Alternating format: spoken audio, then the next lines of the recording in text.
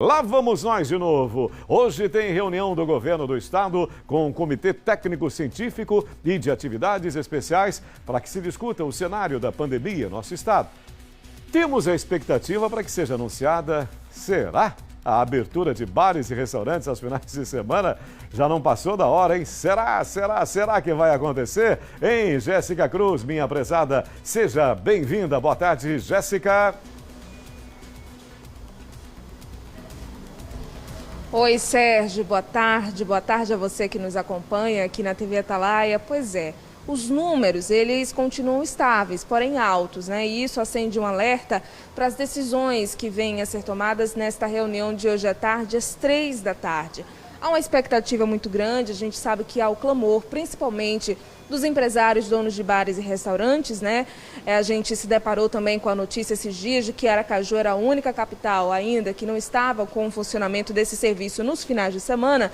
Então há uma apreensão e expectativa. Então a gente já vai conversar aqui com o superintendente de comunicação do governo, o Givaldo Ricardo, para ele explicar melhor, né, a análise desses dados. Eu sei que a gente estava conversando aqui sobre essas análises, os levantamentos. O que essa comissão leva em conta quando faz análise desses dados que permanecem altos, porém estáveis?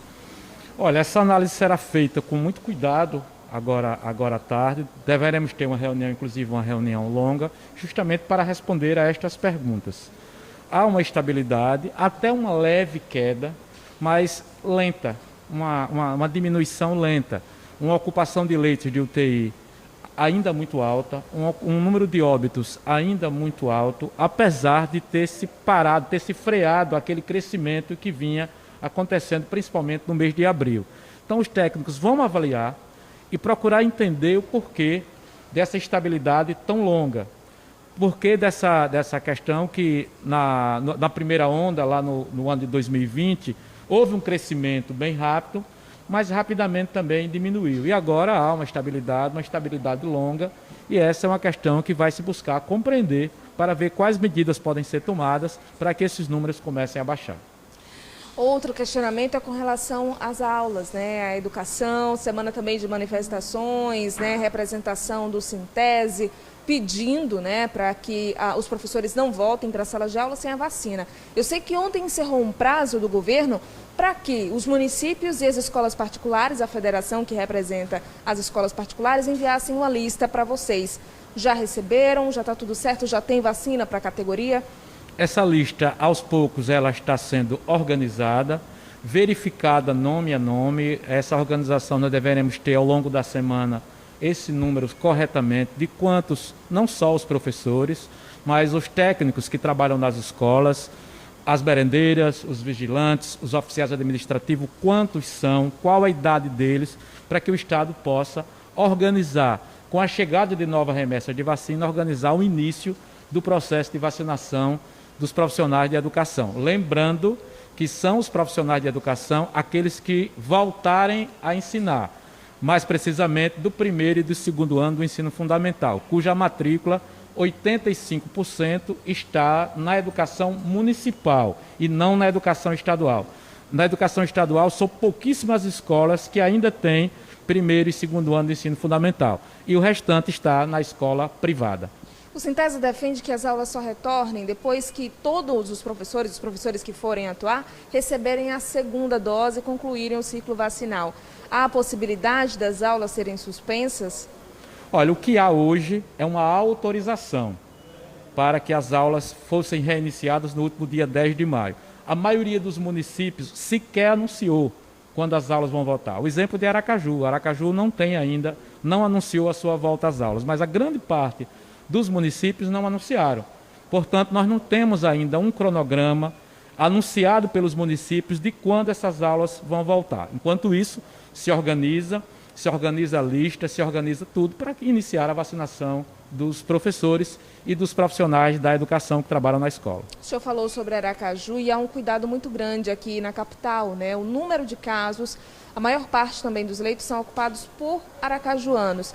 Isso também aumenta a cautela quando é tomada uma decisão com relação à cidade de Aracaju? Sim, esse é o real motivo de um pouco mais de rigor em Aracaju e nas cidades que cercam Aracaju. Aracaju Socorro, São Cristóvão e Barra dos Coqueiros.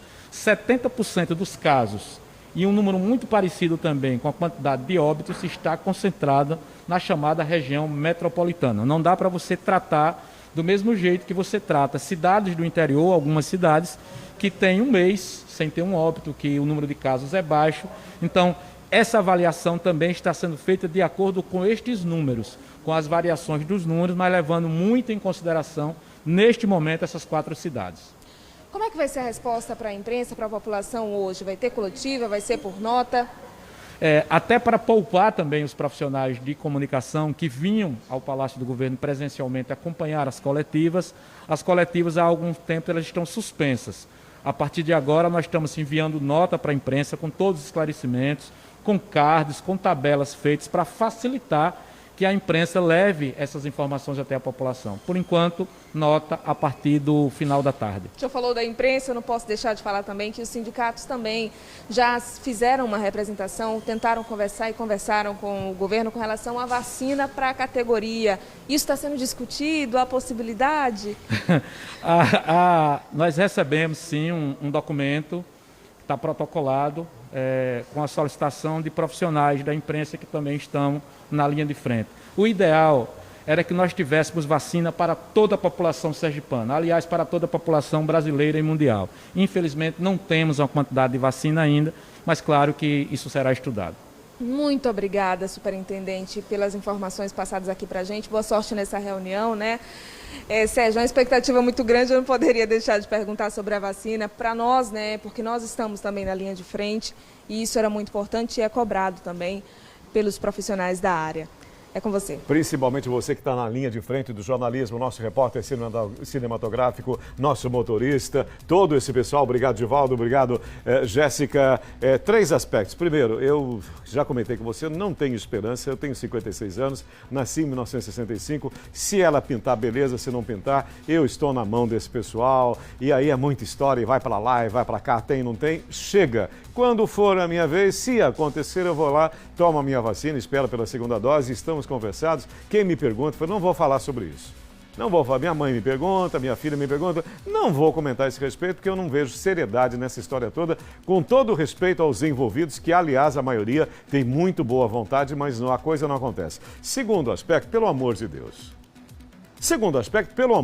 Eu acabo de ver aqui um mapa do Brasil, apenas o nosso estado. Bares, restaurantes, lanchonetes, praias, praças, parques e bosques estão fechados nos finais de semana. Isso não tem cabimento de forma alguma. Você não pode permanecer com esses locais fechados no final de semana, sendo que o transporte coletivo é aquela aberração, é aquela esculhambação que não tem tamanho. Não tem coerência um negócio desse, a não ser que a ideia seja assim: vamos exterminar, vamos acabar com o segmento todo de bares, restaurantes e similares. Se for essa a ideia, então esse é o caminho. Isso já não tem mais discussão. E a terceira questão, eu tive a oportunidade de conversar com uma líder sindical do Sindicato dos Professores. Eu fiz esse apelo para a volta às aulas. Claro que professores e professoras com essa vacinação, dentro dessa prioridade, porque as crianças precisam desesperadamente da escola. As crianças precisam estar nas salas de aula. É uma questão de vida ou morte. Muitas crianças, além da violência contra crianças que aumentou nos próprios lares, nós temos também a questão mental. Esta é uma questão gravíssima que tem que ser vista com muito carinho pelo professorado e também pelos gestores públicos. Vacinação e educação.